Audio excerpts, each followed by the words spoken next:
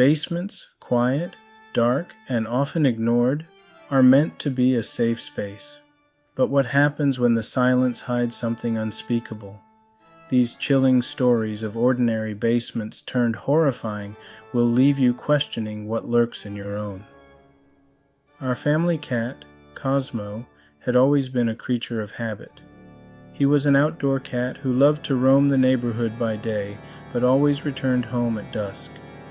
At night, my parents would scoop him up and place him in the basement, a spacious, cool area where he seemed to enjoy his solitude. They didn't want him shedding fur on their bed or scratching the furniture, and Cosmo never seemed to mind. The basement was his domain, filled with old furniture, warm blankets, and a perfect spot near the vents to stay cozy.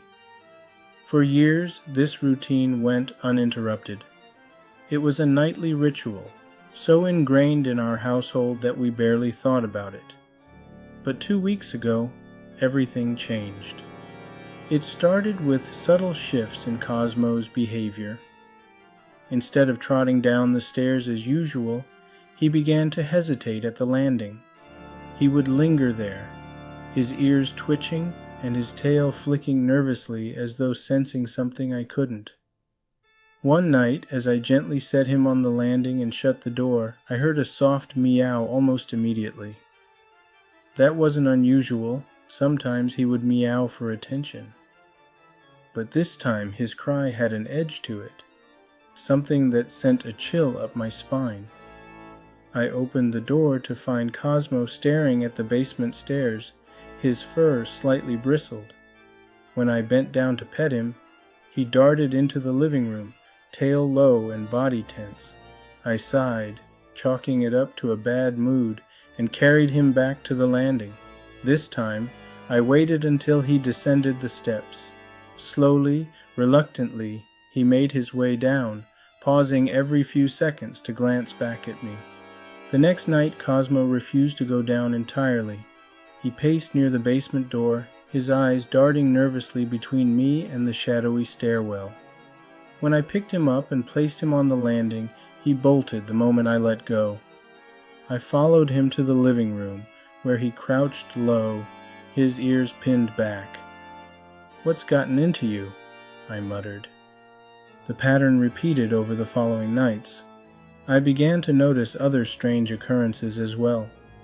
The basement door, which we always kept closed, was often found ajar in the morning. My dad, ever frugal, was annoyed by this. "Who keeps leaving this door open?" he demanded. "You're letting all the cool air out." Neither my sister nor I confessed to it, but I couldn't shake the feeling that it wasn't one of us. One night, Cosmo refused to come inside at all. He curled up on the front doormat, ignoring my calls and refusing to budge. When I finally picked him up to carry him in, he squirmed in my arms, his eyes fixed on the basement door as if expecting something to emerge from the darkness. That night, I woke abruptly. It wasn't a noise that stirred me. There was no sound, only a heavy, suffocating sense of unease. My eyes drifted to my slightly open bedroom door, where I saw it, a shadowy figure standing perfectly still. At first I thought it was my sister. "Is that you?" I whispered. The figure didn't move.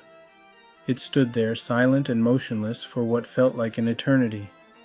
Then, without a word, it turned and disappeared into the hallway. My heart raced as I lay frozen in bed, too scared to follow. The next morning I convinced myself it had been a dream, but the unease lingered. Later that day, my dad discovered the basement was infested with fleas. The discovery offered a logical explanation for Cosmo's behavior. We spent hours cleaning and fumigating the space, confident that the issue would be resolved. But even after the fleas were gone, the unease remained. A few nights later, another strange incident occurred. Light flickered under my bedroom door, as though someone were playing with the hallway switch. I stared at the shifting shadows, my pulse quickening with every flicker. Each time the light went out, the darkness seemed to grow heavier, pressing against the edges of the door. When I finally worked up the courage to open the door, the hallway was empty. The light switch was in the off position, yet the lamp at the end of the hall cast an eerie glow, its light unnaturally dim. The next morning I decided to face my fears and venture back into the basement. The air was different, heavier, almost oppressive. As I descended the stairs, the faint scent of mildew mixed with something sharper, metallic. At first, I couldn't pinpoint the source of the smell, but as I moved deeper into the basement, it grew stronger, leading me to the crawl space, a dark, unfinished corner where the house's plumbing was exposed. The smell was overwhelming, a sickening combination of rot and dampness. Just as I turned to grab a flashlight, I heard it, breathing. It was faint but unmistakable, slow, deliberate, and human. My chest tightened as I strained to listen. The breathing grew louder, accompanied by the faint sound of shifting movement. Then, out of the shadows, a hand emerged, pale and thin, its fingers stretched toward me with unnatural urgency. I stumbled backward, my foot catching on the edge of a rug. My heart raced as I scrambled to my feet and bolted up the stairs. Slamming the basement door shut, I locked it and pressed my back against the wood, my breath coming in shallow gasps. When the police arrived, they searched the basement thoroughly. Their flashlights swept across every corner, every shadowed crevice. What they found chilled me to the core: discarded food wrappers, a tattered blanket, and muddy footprints leading to the storm doors at the back of the basement. It was probably a transient looking for shelter, one officer said, trying to reassure me. But his words did little to calm my nerves. The thought of someone living in our basement, unseen and undetected, haunted me. We reinforced the storm doors and installed new locks, but Cosmo still refuses to go near the basement. His once adventurous nature has been replaced by a wary caution, and though I try to convince myself that the intruder is long gone, I can't shake the memory of that pale hand reaching out from the shadows, or the shadow at my door that night. If this story sent chills down your spine, don't forget to like and share this video with your friends. Your support helps us bring more haunting tales to life. When I was a child, Halloween was more than just a holiday. It was an event.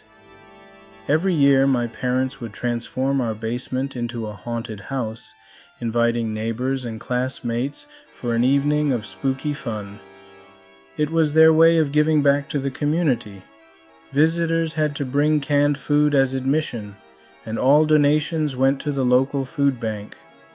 The basement itself was the perfect setting, dimly lit, with creaky floors, and just enough space to set up decorations that made the walls seem alive with shadows.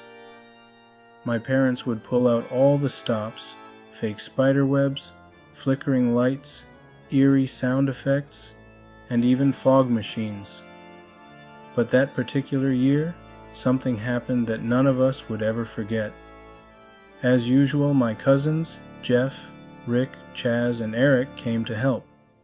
They loved scaring people and were experts at turning harmless jumps into full-blown screams. This time they decided to wear matching anonymous masks, those blank, expressionless white masks that seemed unnervingly human. Each cousin took a position in the basement, hiding behind props or corners to jump out at unsuspecting visitors. The evening started like any other. Families filed in, kids laughing and shrieking as they navigated the dark, twisting path my parents had created. I was busy keeping up with my friends when my dad mentioned a strange visitor who had stopped by earlier in the evening. He wasn't with any kids, my dad said, frowning slightly. Said he wanted to drop off some food early because his wife and daughter would come later. It was odd, but he seemed harmless. I didn't think much of it at the time. The man had left, and the night was going smoothly, or so I thought. At one point, my friend Sarah pulled me aside, tears streaming down her face. "Someone grabbed me," she whispered, her voice shaking. "Grabbed you?" I repeated, confused. "It's just my cousins. They're trying to scare everyone." "No," she insisted. "This wasn't like that. They grabbed my wrist and tried to pull me into the closet." Her fear was palpable, and it sent a chill down my spine. I reassured her as best as I could and went to find my parents. They immediately investigated, questioning my cousins one by one. Jeff, Rick, and Chaz were all accounted for, each swearing they hadn't left their posts. But Eric was missing. Panic set in as we searched the basement, calling Eric's name. When he finally appeared, he looked shaken. "I went upstairs to use the bathroom," he explained. "But when I came back, my mask was gone. I thought one of you took it as a joke." The realization hit us all at once. Someone else had taken Eric's mask. My parents quickly shut down the haunted house, ushering everyone out while they called the police. The officers searched the basement and the surrounding property but found no trace of the intruder. The event was over, but the unease lingered. That night I lay in bed, trying to shake the feeling that someone was watching me. At around 2 a.m., I woke to a soft tapping on my bedroom window. The sound was rhythmic, deliberate, and impossible to ignore. My heart raced as I lay frozen in bed, too terrified to move. The tapping stopped, but just as I began to relax, it started again. Only this time, it was louder and more insistent. Summoning every ounce of courage, I threw off my covers and approached the window. I hesitated for a moment, my hand hovering over the curtain. With a deep breath, I pulled it back and screamed. There, staring back at me, was a face inches from the glass. It was wearing the missing anonymous mask. The eyes behind it were dark, unblinking, and filled with a cold intensity that made my skin crawl. My parents burst into the room as I pointed frantically at the window, but by the time they looked, the figure was gone. The police were called again, but their search turned up nothing. There were no footprints in the yard, no signs of forced entry, nothing to suggest anyone had been there. For weeks, I couldn't shake the image of that mask. I avoided the basement entirely and refused to be alone in my room after dark. My parents tried to reassure me, installing new locks, and even setting up security cameras. But the unease lingered. Months passed without incident, and I began to think the nightmare was over. Then one afternoon, I came home from school to find something waiting for me. Sitting on my bed was the anonymous mask. It wasn't just any mask, it was Eric's, unmistakable with its slightly bent corner. But what truly terrified me was the writing scrawled across the forehead in black ink. My name. I screamed, calling for my parents. They rushed in, their faces going pale as they saw the mask. We called the police yet again, but they couldn't explain how it had gotten into our locked house. The cameras hadn't picked up any unusual activity, and every window and door was still securely locked. My parents went into overdrive, installing an alarm system and additional locks on every possible entrance. They even put motion sensors on the upstairs windows, despite how unlikely it was for anyone to reach them. For a while, life returned to normal, or as normal as it could be after such an experience. But the mask remained etched in my memory, a constant reminder of the faceless intruder who had violated our home. One night, months later, I woke to the sound of scratching. It was faint, but unmistakable, like fingernails dragging across wood. My heart pounded as I sat up, straining to locate the source of the noise. It was coming from the window. I didn't dare pull back the curtain this time. Instead, I turned on every light in my room and huddled under the covers, waiting for the sound to stop. Eventually, it did, but sleep eluded me for the rest of the night. Even now, years later, I can't fully explain what happened. I've since moved out of that house, but the memory of the masked figure haunts me. Sometimes I still wake in the middle of the night, convinced I can hear tapping on the window. What would you do if you found a mask with your name on it? Let us know your thoughts in the comments below. We'd love to hear your theories about this chilling tale. Taking on a late-night shift at a restaurant wasn't exactly my dream job, but desperate times called for desperate measures. The pay wasn't great, the hours were grueling, and the area wasn't the safest. Still, it was work, and I figured I could handle it. The restaurant was a small Mexican joint tucked away on the edge of town. The place had its quirks, old pipes that rattled, flickering lights in the hallway, but nothing out of the ordinary for an older building. Carlos, the manager, was another story. He was the kind of boss who made you feel uneasy, with his cold stares and tendency to dismiss any complaints. The first time I heard the noises, I was alone, cleaning up after closing.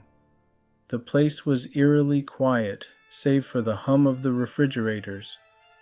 As I mopped the kitchen floor, I heard a faint thudding sound, followed by a slow, deliberate scraping. It seemed to be coming from beneath the floor. At first I thought it might be a raccoon or some other animal that had found its way into the crawl space. The building was old after all, but the sounds continued.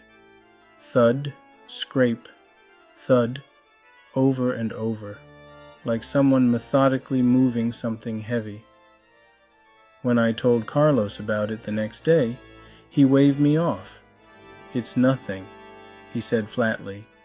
"Probably just the pipes." His dismissive tone only made me more suspicious. The noises persisted over the next few nights, always starting once the restaurant had emptied and the quiet set in. They were faint but consistent, coming from the same spot beneath the kitchen floor. I decided to investigate further. One night, after my shift ended, I went outside to the back of the building. I had noticed small window wells around the foundation, partially hidden by overgrown weeds. Crouching down, I peered into one of the windows. The glass was filthy, and the darkness inside made it hard to see. Just as I was about to give up, a light flickered on inside the basement. My breath caught as I saw a figure move past the window, their outline barely visible in the dim light. The light snapped off before I could get a better look, leaving me staring into the darkness. I rushed back to the restaurant the next day, determined to confront Carlos. When I mentioned the basement, his reaction was immediate and unsettling. His face darkened and his voice turned sharp. "There's no basement," he said firmly. "But I saw it," I insisted. "I saw someone down there." Carlos leaned in, his eyes cold and unblinking. "Listen to me," he said. "The basement was sealed off years ago. Whatever you think you saw, you didn't. Now drop it and do your job." His tone left no room for argument, but I couldn't shake the feeling that he was hiding something. The noises continued, growing louder and more frequent. Thuds and scraping turned into muffled whispers, faint but unmistakable. Every instinct told me something was very wrong. One night, curiosity got the better of me. I waited until the restaurant was empty and went back to the window well. This time, I brought a flashlight. The beam cut through the darkness, revealing a cluttered, dusty basement filled with old boxes and broken furniture. As I scanned the room, my flashlight caught something that made my blood run cold.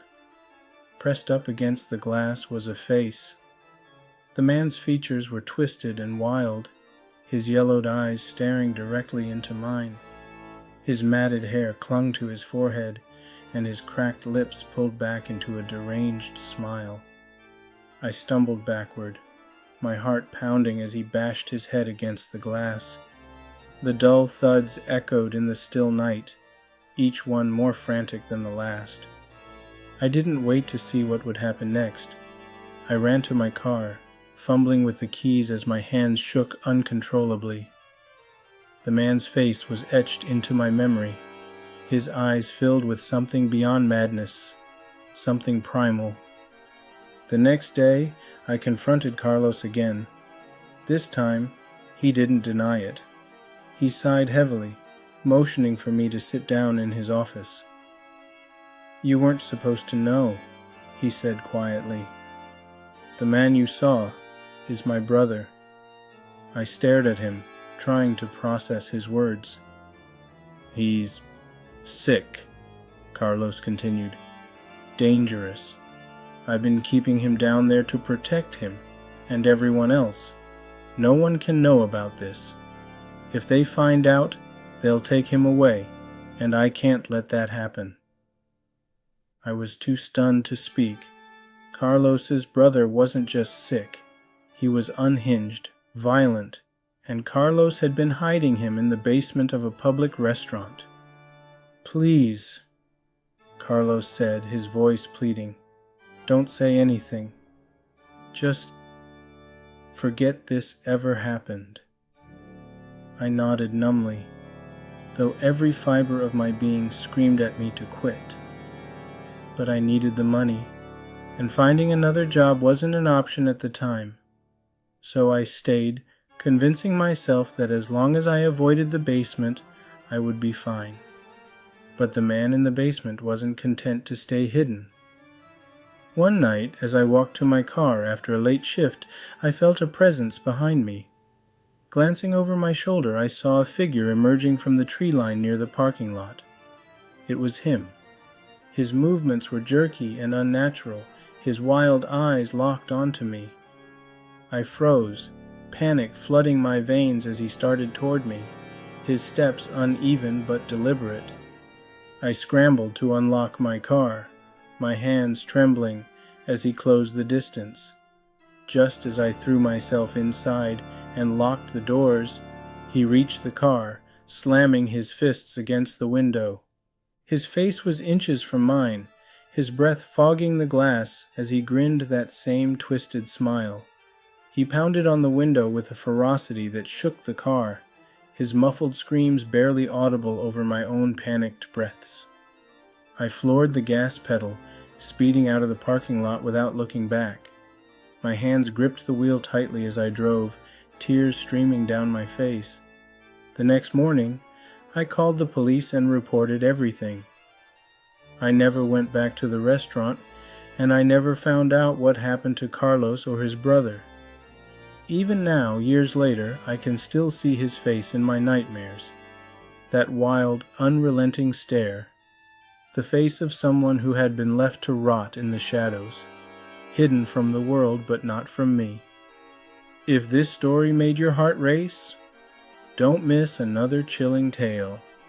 Subscribe to Nightmare Narratives and hit the notification bell to stay up to date with our latest horrors.